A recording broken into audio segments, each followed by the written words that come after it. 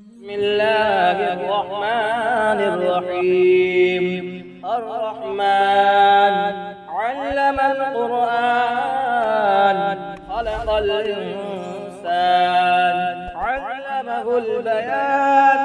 الشمس والقمر بحسبان والنجم والشجر يسجدان والسماء رفعها ووضع الميزان ألا تطغوا في الميزان وأقيموا الوزن بالقسط ولا تخسروا الميزان والأرض وضعها للأنام فيها فاكهة والنخل ذات الأكمام والحب ذو العصف والريحان فبأي آلاء ربكما تكذبان.